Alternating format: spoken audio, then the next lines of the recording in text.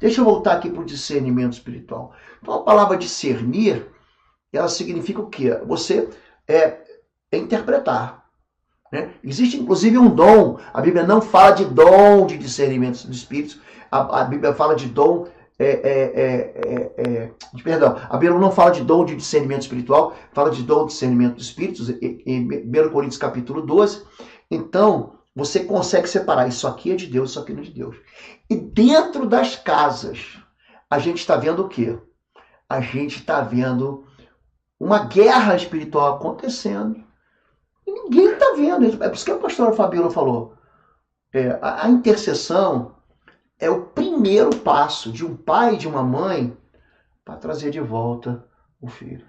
Efésios capítulo 6 manda você tomar armadura. A gente sempre ora sobre isso. Eu tenho uma oração aqui no canal Oswaldo Lobo, chama orando para tomar a armadura de Deus. Eu tenho uma outra, como construir um quarto de guerra. Você tem que ter o teu local de guerra.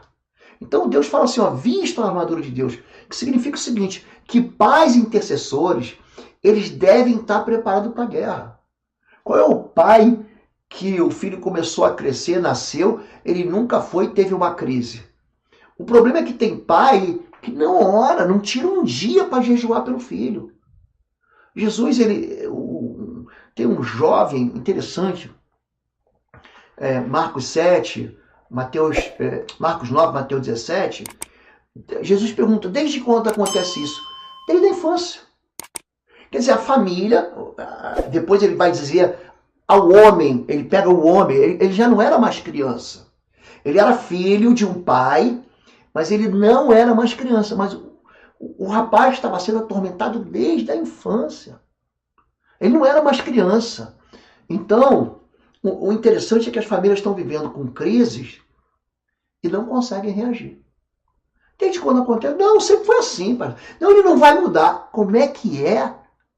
Não vai mudar? Você não conhece o poder do nome de Jesus. Não conhece. Então, a intercessão, ela vai apontar para os alvos certos. O problema não é a namorada do filho, não é a amizade do filho. O problema são os espíritos imundos. A Bíblia diz que nossa luta não é contra carne e sangue. É contra principados, potestades, poderes das trevas, hortes espirituais da maldade. Não é aqui na terra não, querido. É nos lugares celestiais. Amém. Existe uma guerra que é espiritual. E aí você está tratando tudo como se fosse algo normal. Os pais intercessores, eles devem conhecer os alvos da investida do inimigo. Então o inimigo não vai propor para o teu filho algo ruim, não. Ele vai propor um sabor delicioso de pecado. Só que esse pecado vai se tornar amargo. Então, você deve entender que o mundo, as trevas atacam.